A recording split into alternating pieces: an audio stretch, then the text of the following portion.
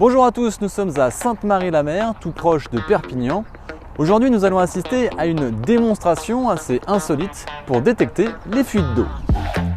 Voilà, bien. Allez, on continue. Oui, super. Qu'est-ce qu'il y a là? Là aussi. Ouais. Oui. Attention. Oui. Super. La recherche de fuite par chien, en fait, le principe, on est sur une technique de recherche de gaz. Et en l'occurrence, c'est le chlore, c'est l'odeur de chlore qui va nous intéresser. Et c'est une technique qui fait de la prélocalisation, qui va permettre de la prélocalisation de fuite, en ce sens que le chien va détecter les odeurs de chlore sur le réseau, à l'endroit où ces odeurs de chlore vont pouvoir sortir. Voilà. Là, il y a un truc. Là, il y a un truc. Ouais. Donc là, typiquement, j'ai un marquage. Bien. Voilà, bien. Bien, ma louloute. Super. Cache bien ça.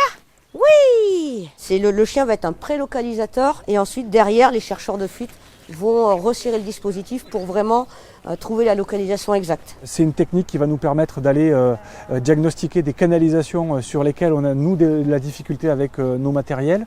Et donc, du coup, on peut aller sur des canalisations qui vont se retrouver dans des environnements difficiles d'accès, et des fois même des endroits où on ne sait pas exactement où passe la canalisation. Et bien lui, le chien, avec l'odeur du chlore, va permettre de se recaler directement sur la canalisation pour nous aider à mieux investiguer. Mais le chlore n'est-il pas dangereux pour le chien?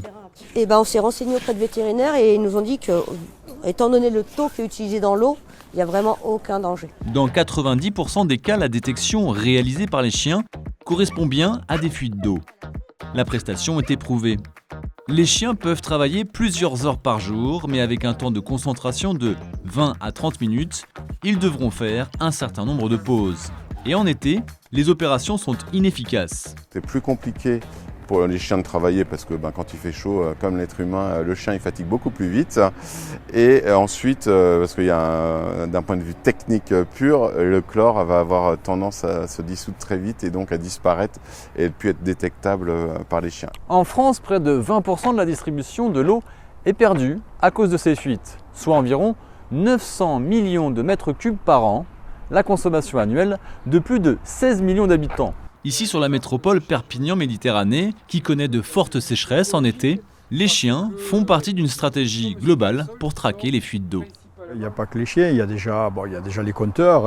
Les compteurs communicants permettent déjà de détecter les fuites qui sont au niveau du compteur. Il y a la fuite que l'on voit qui sort bien entendu au niveau du réseau, au niveau de la voirie. Et puis il y a tout le travail d'écoute qui peut être fait par les équipes tout au long des canalisations pour repérer les fuites.